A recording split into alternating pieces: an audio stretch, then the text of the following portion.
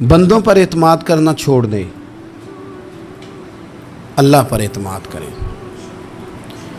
ایک اعتماد ہے اللہ کے نیک بندوں کا، دعاؤں کا اعتماد، نسبتوں کا اعتماد، اس کی بات نہیں کر رہا میں، دنیا داروں، سیٹھوں، نوابوں، جاگیرداروں پر اعتماد کی بات کر رہا ہوں۔ اعتماد خلق چھوڑ دیں، اعتماد خالق کریں۔ بندوں پر بھروسہ نہیں، بھروسہ اللہ کی ذات پر۔ جو بندہ رب کی ذات پر بھروسہ کرتا ہے مضبوط ہو جاتا ہے، طاقتور ہو جاتا ہے، کمزور نہیں پڑتا۔ یہ ضروری نہیں کہ آپ کے دوست مخلص نہیں تھے تو اس لیے آپ کا کام نہیں ہو سکا، یہ ضروری نہیں ہوتا۔ ہو سکتا ہے آپ کے دوست پورے مخلص ہوں، تعاون بھی پورا کرنے کو تیار ہوں، پر رب کریم کا ارادہ قدرتی نہ ہو کہ آپ کا کام ہو۔ کیا کر لیں گے آپ کے احباب، آپ کے دوست کیا کر لیں گے؟ اللہ کا ارادہ قدرتی نہیں۔ شاید اسی لیے کسی درویش نے کہا تھا کہ خوش نصیب وہ ہے جو اپنے نصیب پہ راضی ہے۔ وہ شاید زیادہ نصیب والا ہے جو اپنے نصیب پہ خوش ہو گیا۔ عزیز دوست، چیزوں کو سمجھ لیں اور اچھی طرح سے آپ سمجھ لیں کہ ہو سکتا ہے کہ آپ کے دوست آپ کو پورا کندھا دینا چاہ رہے تھے، وہ تیار تھے، پر اس وقت آپ کا نصیب ہی کچھ اور تھا۔ آپ ان خزانوں پر زیادہ توجہ کریں جو خزانے رب کے پاس ہیں۔ ہمیں اپنے تعلقات پر بڑا بھروسہ ہوتا ہے، ہمیں بڑا پتہ ہوتا ہے اتنے لوگوں سے میرا جرانہ ہے، فلانے سے میرے دوستی ہے۔ اور بھائی یہ سارے کام تب ہوں گے جب رب چاہے گا۔ بہترین ڈاکٹر کے پاس جا کے دوا کھا لے میرے عزیز، شفا تبھی ہوگی جب میرا اللہ چاہے گا۔ سارے ٹیسٹ کر لیے ہیں ڈاکٹر نے مریض کے، ساری رپورٹیں آ گئی ہیں، ہر چیز ٹھیک ہے، لیکن نہ وہ کھا پاتا ہے، نہ وہ سو پاتا ہے، نہ وہ چل پاتا ہے، نہ وہ ہنس پاتا ہے۔ اس نے پوری دنیا جہاں تک اس کی دوڑ تھی اس نے لگا لی، لیکن لازمی نتیجہ یہ نکلتا ہے کہ اسے کہنا پڑتا ہے کہ ہوگا وہی جو میرا رب چاہے گا۔ اس لیے جو خزانے میری جیب میں، آپ کی جیب میں ہیں، جو تعلقات ہمارے ہیں، ان تعلقات پر بھروسہ نہ کرو، بلکہ وہ خزانے جو اللہ کے پاس ہیں ان پر بھروسہ کریں، آپ مضبوط ہو جائیں گے۔ داتا گنج بخش علی اجویری وہ کہتے ہیں کہ علاقے میں قحط پڑ گیا تھا، گندم کا ایک دانہ لوگوں کو میسر نہیں تھا، بارش نہیں ہوئی، سالوں بیت گئے، لوگ بڑے پریشان تھے، بڑی آزمائش میں تھے، ہر بندہ تکلیف میں تھا۔ بازار میں لوگ آتے تھے تو سہمے سہمے سے، ڈرے ڈرے سے، پریشان پریشان سے۔ قحط ہے، آزمائش ہے، مجبوری ہے، جانور بھوکوں مر رہے ہیں۔ اللہ تبارک و تعالیٰ کی طرف سے لوگوں پر ایک آزمائش ہے، لوگ صبر کر رہے ہیں۔ کہتے ہیں کہ غلام بازار آیا تھالا لے کے کچھ خریدنے، آیا بھی تو اٹکیلیاں کرتا، اور چیزیں خریدی تو ہنستے ہوئے، اور جانے لگا تو مسکراتے ہوئے۔ پریشانیوں میں، دکھوں میں کو بندہ اگر اس طرح ہنسے تو بعضوں کا طبیعت چڑ جاتی ہے کہ یار ہم پریشان ہیں، تجھے کس بات کی خوشیاں چڑھی ہوئی ہیں۔ کہتے ہیں لوگوں نے بازو تھام کے غصے سے کہا تو اتنا خوش کیوں ہے جب سارا شہر پریشان ہے، سارا ملک آزمائش میں ہے، تو اتنا کیوں ہنس رہا ہے؟ کہنے لگا تم ہوگے پریشان، میں جس کا غلام ہوں نا، میرا جو آقا ہے، اس نے اپنے برتن بڑے پہلے گندم سے بھر لیے تھے، میرے آقا کے بڑولے بھرے ہوئے ہیں، لہذا میں کسی پریشانی میں نہیں ہوں، خوش ہوں۔ داتا علی اجویری رحمۃ اللہ علیہ کمال کر گئے، سید حجویر مخدوم امم۔ داتا صاحب فرماتے ہیں اگر تیرا اور میرا رب کے خزانوں پر اتنا بھی یقین ہو جائے نا جتنا اس غلام کا اپنے آقا کے خزانے پہ ہے، تو پھر ہم ہر وقت رو کے نہ دکھائیں، پھر ہر وقت ہم غربتوں کے رونے نہ روئیں، پھر ہر وقت ہم یہ مایوسیوں کی کہانیاں نہ سنائیں۔ لوگ اگر کہیں کہ بڑے دکھ ہیں، بڑی آزمائش ہے، بڑی پریشانی ہے، دنیا بڑی تکلیف میں، بیماریاں آ گئیں، آفتیں آ گئیں، تو بندہ مومن ہنس کے کہتا ہے تم پریشان ہوگے، ہم تو جس رب کے ماننے والے ہیں اس کے خزانے بھرے ہوئے ہیں، اور ہمارا رب عطا کرتا ہے تو پھر اپنے کرم سے اس طرح عطا کرتا ہے کہ وَيَرْزُقْهُ مِنْ حَيْثُ لَا يَحْتَسِبُ۔ وہ کہتے ہیں میں اتنا دوں گا اور وہاں سے دوں گا کہ تجھے خبر بھی نہیں ہوگی، میں تجھے وہاں سے دوں گا کہ تو نے کبھی سوچا بھی نہیں ہوگا۔ آپ اگر چاہتے ہیں کہ زندگی سکون میں آ جائے، سکون میں، تو لوگوں کی جیبوں پہ نظر چھوڑ دیں، رب کے خزانوں پہ نگاہ جمائیں۔ اتنا نوازتا ہے، اتنا نوازتا ہے، اتنا نوازتا ہے کہ انسان حیران ہو جاتا ہے کہ مجھے اتنا بھی مل سکتا ہے۔ انسان طاقتور ہو جاتا ہے جب وہ سمجھتا ہے کہ سارا کچھ میرے رب کے دست قدرت میں۔ پھر وہ کوئی تخریب نہیں کرتا، کوئی غلط رستہ اختیار نہیں کرتا، کوئی چور دروازہ اختیار نہیں کرتا، بلکہ وہ اپنے رب کی رضا پہ راضی رہنے کا عادی ہو جاتا ہے۔ اب اللہ تبارک و تعالیٰ نے ایک قانون بنایا ہے، اور قانون ہمیں رب کریم نے اس طرح سمجھایا ہے کہ یہ ضروری نہیں ہے کہ جو تم طلب کر رہے ہو یا جو تم چاہ رہے ہو وہی ہو، اور وہ ہو تو وہ تمہارے حق میں بہتر بھی ہو۔ کوئی ضروری ہے کہ جو ہم چاہ رہے ہوں وہ بالکل ٹھیک ہی ہو اور وہ ہمیں مل ہی جائے؟ یہ کوئی ضروری ہے؟ کبھی بھی اپنی زندگی میں اس طرح کی تڑپ نہ پیدا کریں، ورنہ آپ بے چین ہو جائیں گے۔ آپ کی زبان پر کئی شکوے آئیں گے، کئی شکایتیں آئیں گی، آپ بہت ساری جگہوں پہ نافرمانی والے جملے بول دیں گے معاذ اللہ۔ بس رب جو فیصلہ کرے اس پہ راضی رہنا سیکھیں۔ فرما کل نفس ذائقۃ الموت، ہر جان نے موت کا ذائقہ چکھنا ہے۔ یہ پہلے یہ جملہ کہا، اور اسی سے ملتا جلتا جملہ آخر میں کہا، اور درمیان میں کیا کہا؟ فرمایا کل نفس ذائقۃ الموت، ہر جان نے موت کا ذائقہ چکھنا ہے۔ وَنَبْلُوكُمْ بِالشَّرِّ وَالْخَيْرِ فِتْنَةً، فرمایا ہم تمہیں آزمائیں گے، بھلائی کے ذریعے بھی اور برائی کے ذریعے بھی ہم تمہیں آزمائیں گے۔ وَإِلَيْنَا تُرْجَعُونَ، اور تمہیں ہماری طرف ہی لوٹ کے آنا ہے۔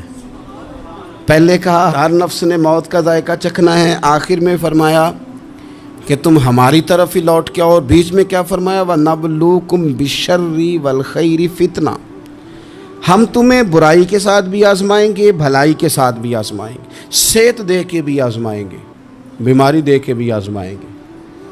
نرا زوالی آزمائش نہیں ہوتا، عروج بھی آزمائش ہوتا ہے۔ نری بھوک کی آزمائش نہیں ہوتی، زیادہ پیسے بھی آزمائش ہوتے ہیں۔ انسان کے لیے صرف اس کا کمزور جسم ہی آزمائش نہیں ہوتا، اس کا طاقتور وجود بھی آزمائش ہوتا ہے۔ فرمایا ہم تمہیں آزمائیں گے، بس خیال رکھنا کہ وَإِلَيْنَا تُرْجَعُونَ، لوٹ کر تمہیں ہمارے پاس ہی آنا ہے۔ اور میرے نبی پاک صلی اللہ تعالیٰ علیہ وآلہ وسلم ارشاد فرماتے ہیں، رب جب کسی قوم سے محبت کرتا ہے تو انہیں آزمائش میں مبتلا کر دیتا ہے۔ پھر فرمایا اگر وہ اس پر صبر کریں، اللہ کی قضا پہ راضی رہیں، تو پھر اللہ بھی ان سے راضی ہو جاتا ہے، اور اگر وہ ناراضگی کا اظہار کریں کہ یہ مصیبت کیوں آئی، تو پھر اللہ بھی ناراض ہو جاتا ہے۔ اللہ تبارک و تعالی ضرور آزمائے گا، خیر کے ساتھ بھی اور پریشانی کے ساتھ بھی۔ انسان پریشان اس وقت ہوتا ہے کہ جب وہ محنت کرتا ہے تو وہ کہتا ہے نتیجہ میری مرضی کا آنا چاہیے، یہ اس کا سب سے بڑا نقصان ہے۔ آپ رزلٹ کبھی اپنی مرضی کا نہ مانگیں، یہ دعویٰ ہی ٹھیک نہیں۔ بہت سارے لوگوں کو جانتا ہوں جو کہتے ہیں میں بندہ بھی ٹھیک ہوں بھی دیانتدار، محنت بھی بڑی کرتا ہوں، توجہ بھی میری پوری ہے، پر پھر بھی معاملہ صحیح کیوں نہیں ہوتے؟ تو میں کہتا ہوں پہلی باتیں ساری ٹھیک تھیں، آخری والی غلط ہے۔ اس لیے کہ محنت آپ کریں ساری، پر بندے نے رہنا تو بندہ ہی ہے نا۔ ساری محنت کر کے آپ کبھی اس نقطے کو سمجھ جائیں نا کہ 950 سال نبیوں نے تبلیغ کی، ہزار سال انبیاء نے تبلیغ کی، انبیاء نے، رب کے تربیت یافتہ لوگوں نے تبلیغ کی، 2 لوگوں نے کلمہ پڑھا، 4 لوگوں نے کلمہ پڑھا، لیکن میں آپ کو دیانتداری سے بتاتا ہوں کہ وہ کامیاب ہو کے گئے دنیا سے۔ انبیاء کامیاب ہوئے، کیوں؟ اس لیے کہ رب نے انہیں کہا تھا جا کے پیغام دینا ہے، یہ نہیں کہا تھا کہ بندوں کا بدلنا بھی ضروری ہے۔ ہمارے بچے پتہ کیا کرتے ہیں؟ وہ فٹافٹ نہ پریشان ہو جاتے ہیں۔ نبیوں کے ذمہ تبلیغ کرنا ہے، یہ ان کا ذمہ نہیں کہ لوگ ضروری کلمہ پڑھیں۔ ہدایت تو رب کریم کے دست قدرت میں۔ انبیاء خلوص سے، للہیت سے جد و جہد کرتے رہے، لیکن انہوں نے یہ نہیں کہا کہ مالک اتنی محنت کی ہے بندے ٹھیک ہی نہیں ہوتے، یہ نہیں کہا انہوں نے، اس لیے کہ جو ان کی ڈیوٹی تھی انہوں نے ڈیوٹی صحیح کی۔ ہم نے اپنی ڈیوٹی کرنی ہے. پریشان اس وقت ہوتے ہیں جب نتیجہ اپنی مرضی کا مانگتے ہیں. نتیجہ نہ اپنی مرضی کا مانگے, رزلٹ نہ اپنی مرضی کا مانگے. اور جناب پیر صاحب میں فلانا وظیفہ بھی پڑھتا ہوں, فلانا وظیفہ بھی پڑھتا ہوں, فلانا وظیفہ بھی پڑھتا ہوں, دل نہیں صاف ہوتا. تو میں نے کہا یہ تو اللہ نہیں کر رہا ہے. آپ ڈیوٹی کریں, آپ کام کریں جو آپ کے ذمے لگایا گیا ہے, اس میں وہ قضا نہ کریں آپ. باقی اللہ تعالیٰ کرم نوازی فرمائے گا. دیکھیں ایک بادشاہ تھا, اس کی سلطنت میں نا وہ قوم بنانا چاہتا تھا. ہمارے بادشاہ, ہمارے حکمران قومیں نہیں بناتے, لوگوں کو اپنے حق میں قائل کرتے ہیں.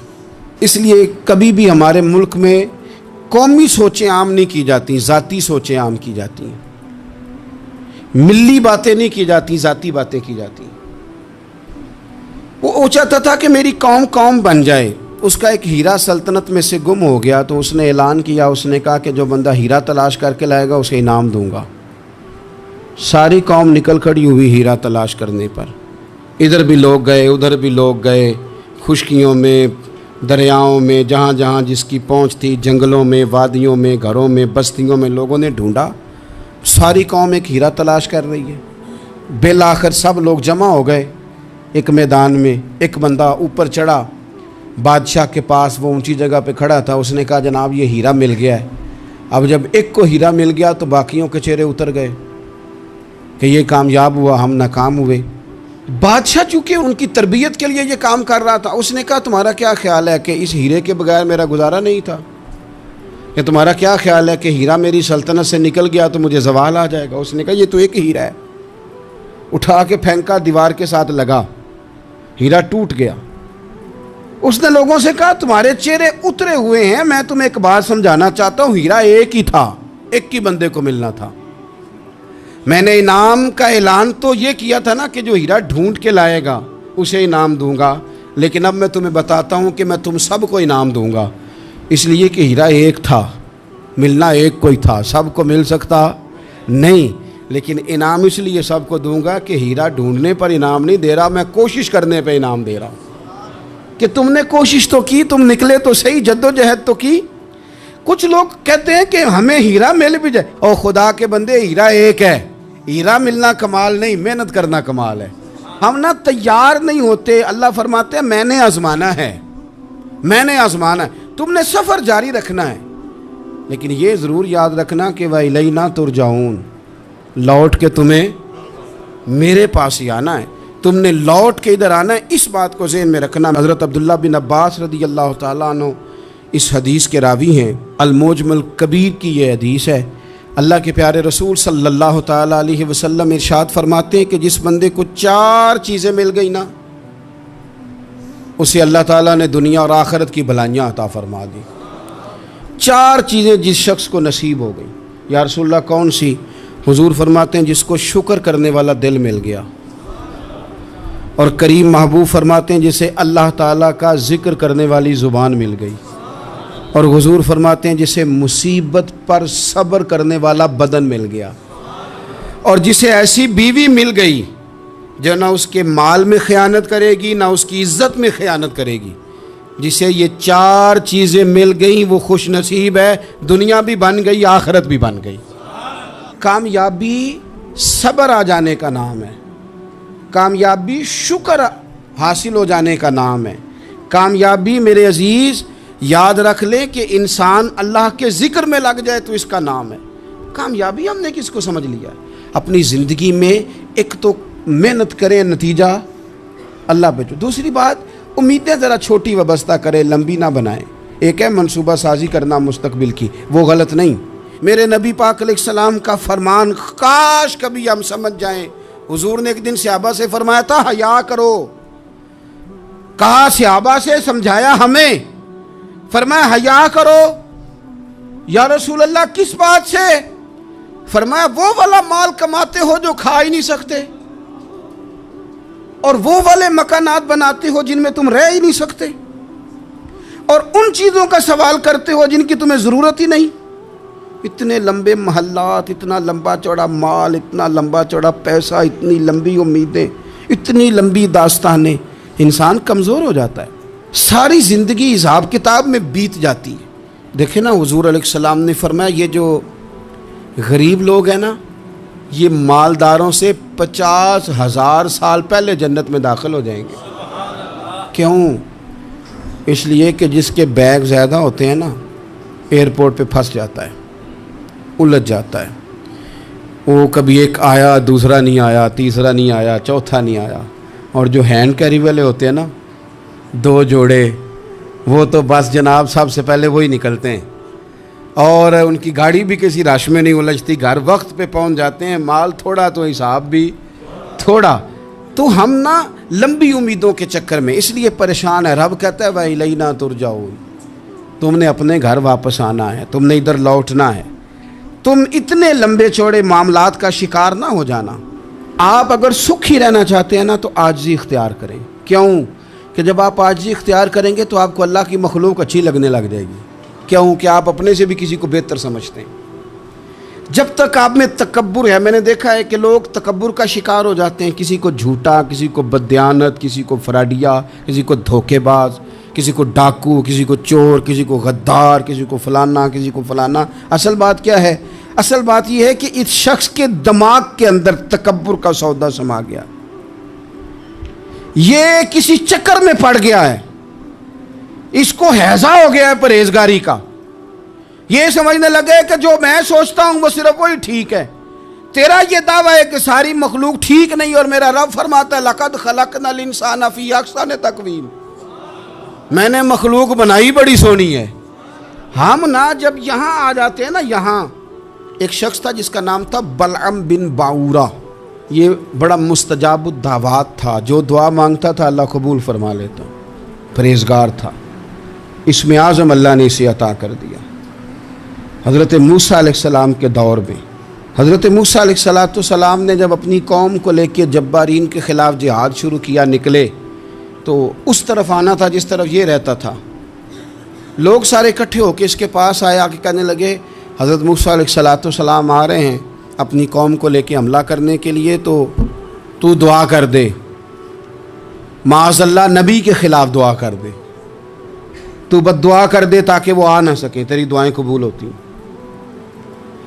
پہلے تو کہنے لگا کہ کتنے بدبخت ہو، مجھے نبی کے خلاف بات کرنے اور دعا کرنے کا کہہ رہے ہو، معاذ اللہ، بدبخت ہو، دوڑ جاؤ۔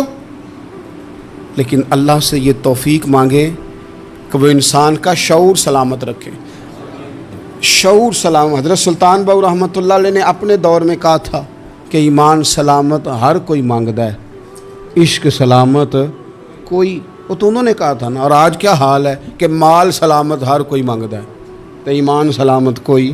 اب کہاں ایمان سے، اب تو مال سلامت مانگتے ہیں الا ماشاء اللہ۔ تو انہوں نے کہا تھا کہ ہمارے دور میں سارے ایمان کی سلامتی مانگتے ہیں اور میں عشق کی مانگتا ہوں۔ اور میں لوگوں کو کیا کہوں، میں تو یہی کہہ سکتا ہوں حضرت سلطان صاحب سے معافی لے کے کہ حضور ہونتے مال سلامت ہر کوئی منگدا ہے، تھے ایمان سلامت کوئی۔ اب تو یہ حال ہو گیا۔ او بلعم بن باورہ غلط فہمی ہو گئی، پہلے تو لوگوں کو اس نے ڈانٹ دیا، لیکن جب لوگ دوبارہ آئے نا تو تحفے طائف لے کے آئے، لالچ میں آ گیا، پاگل ہو گیا، بیوقوف ہو گیا۔ ہرس ہوس یہ کہیں کا نہیں چھوڑتا انسان کو۔ لوگ نیک لوگوں سے بھی دینداری کا رشتہ نہیں بناتے، دنیا داری کا بنا لیتے۔ وہاں سے بھی مال ڈھونڈتے ہیں جہاں آ کے انہیں دنیا بھول جانی چاہیے تھی۔ مال آیا، دولت لے کے آئے لوگ، انہوں نے تحفے طائف دیے، وہ کہنے لگا ٹھیک ہے، پہلے ڈانٹ رہا تھا کہ نبی کے خلاف میں بد دعا کروں اور اب تیار ہو گیا، معاذ اللہ۔ گدھے پہ بیٹھ کے یا گدی پہ بیٹھ کے جا رہا ہے کہ پہاڑ پہ چڑھ کے حضرت موسیٰ علیہ السلام اور ان کی قوم کے خلاف معاذ اللہ بد دعا کرتا ہوں۔ تو رستے میں جاتے ہوئے نا گدی نے منہ پھیر کے کہا کہ باز آ جا۔ گدی کہنے لگی تو مجھے آگے بھیجتا ہے، فرشتے مجھے پیچھے بھیج، باز آ جا۔ بڑے لوگ کانوں میں اذانیں پڑھتے ہیں کہ سیانا ہو جا، سیانا ہو جا، لیکن جب کسی پر بدبختی غالب آتی ہے تو پھر وہ سمجھدار ہونے کو تیار نہیں ہو۔ اللہ تعالیٰ اپنی خفیہ تدبیر سے ہمیں محفوظ فرمائے۔ اللہ تعالیٰ ہمارے حق میں جب بھی فیصلہ کرے تو رحمت والا کرے، کرم والا کرے، آسانی والا کرے۔ چڑھ گیا پہاڑ پہ، اور پہاڑ پہ چڑھ کے جب اس نے ہاتھ اٹھائے، وہ لوگ جو بد دعا کرانے والے تھے وہ ساتھ ہی تھے، تو اپنے منہ سے لفظ نکالتا ہے حضرت موسیٰ کے خلاف، معاذ اللہ، لیکن وہ لفظ اپنی قوم کے خلاف نکلتے ہیں. وہ ان کے خلاف بد دعا کرنے چلا تھا، تو چونکہ ہر چیز اللہ کے دستے قدرت میں ہے نا، تو زبان سے نکالتا کچھ ہے، نکلتا کچھ اور ہے. پھر وہ وقت بھی آیا کہ زبان لٹک گئی، سینے پہ آ گئی، عذاب آ گیا اللہ کا، تباہ ہو گیا اپنی قوم سمیت. اپنی زندگی میں یاد رکھ لیں اچھی طرح، ہرس، ہوس، تکبر، غرور، وہ کسی چیز کا بھی ہو، وہ انسان کو لے ڈوبتا ہے. اگر آپ زمین پہ کھڑے رہ کے لوگوں کو دیکھیں گے تو کچھ لوگ اگر آپ کو اپنے برابر نظر آئیں گے نا قد میں، تو کچھ انشاءاللہ بڑے بھی نظر آئیں گے. ہم نے لسٹیں بنا لی ہیں کہ کون کون کتنا غلط ہے. ہم نے ہر ایک کے بارے میں 2-4 باتیں یاد کر لی ہیں، فلانا اتنا خراب ہے، فلانا اتنا، اور فلانا اتنا. اس کا نقصان یہ ہوا ہے کہ اللہ کی خوبصورت مخلوق، خوبصورت رنگوں میں ہم نے حالات خراب کر لیے ہیں. اگر ہم چاہتے ہیں کہ ہمارا دل سکون میں آئے، قرار میں آئے، تو زندگی عاجزی والی، انکساری والی، اللہ تبارک و تعالیٰ کی بات. میں اکثر کہتا ہوں کہ نبی پاک صلی اللہ تعالیٰ علیہ وآلہ وسلم نے کتنی شانیں بیان کی، حضرت عمر فاروق کتنی عظمتیں حضور نے ان کی بیان کی. جب ان کا وصال ہونے لگا نا، ان کو زخم لگا، تو لوگ ان کی تعریفیں کرنے لگے. اب ان کو بھی پتہ تھا کہ میری عظمت میں حضور نے کیا کچھ بیان کیا ہے. لوگ ان کی تعریف کرنے لگے، امیر المومنین آپ کو یہ کمال حاصل ہے. تو حضرت عمر فرمانے لگے دعا کرو بس میری نیکی اور بدیاں برابر برابر ہو جائیں، نیکیاں اور بدیاں برابر ہو جائیں. میں کسی درجے کا خواہش مند نہیں، بس یہ چاہتا ہوں کہ یہ عاجزی کا حسن دیکھیں، انکساری کا یہ درجہ دیکھیں. فرماتے ہیں بس یار معافی دے دے نا، وہ معاف کر دے، پھر تو بات بن گئی. میں جلسوں پہ، اجتماعات پہ جاتا ہوں تو ایک رواج بن گیا ہے، لوگ بڑی بڑی قطاروں میں پھول لے کے کھڑے ہو جاتے ہیں اور گاڑیوں میں پھینکتے ہیں. تو میں اپنے سنگیوں سے کہتا ہوں کہ اگر تو قیامت میں بھی ایک پھول مل گیا نا، تو پھر تو یہ سارے استقبال کام آ گئے. اور اگر وہاں کھڑا کر لیا گیا نا، صحیح حدیث میں حضور نے فرمایا ہے کہ کچھ سوالوں کے لیے بندے کو محشر کے میدان میں کھڑا کر لیا جائے گا. ان سوالوں میں سے ایک سوال یہ بھی ہوگا کہ بتا اپنے علم پر عمل کتنا کیا تھا. تو میں نے کہا اگر تو روک لیے گئے تو پھر ان پھولوں کا کیا بنے گا، پھر تو آزمائش میں آ جائیں گے. اللہم استرنا بسترک الجمیل استغفر اللہ ربی من کل ذنب واتوب الیہ. اے اللہ، جو غلطیاں یاد ہیں ان سے بھی توبہ کرتے ہیں، جو بھول گئی ہیں ان سے بھی توبہ کرتے ہیں، جو ظاہر ہے ان سے بھی توبہ کرتے ہیں، جو چھپی ہوئی ہیں تیرا اور ہمارا راز ہے ہم ان سے بھی توبہ کرتے ہیں. مالک، جہاں جہاں جس مقام پر جس لحاظ سے عمدن یا سہون بول کر، لہجے سے اور اشارے کنائے سے بھی کہیں کو تیری نافرمانی کر بیٹھے ہیں، تو اس سے بھی تیری پناہ میں آتے ہیں. اپنی پناہ میں رکھیو، اپنی پناہ میں ہمیں ایمان کی موت دیجیے، اور صبح قیامت اپنے محبوب کی شفاعت ہمارے حق میں قبول فرمائیو.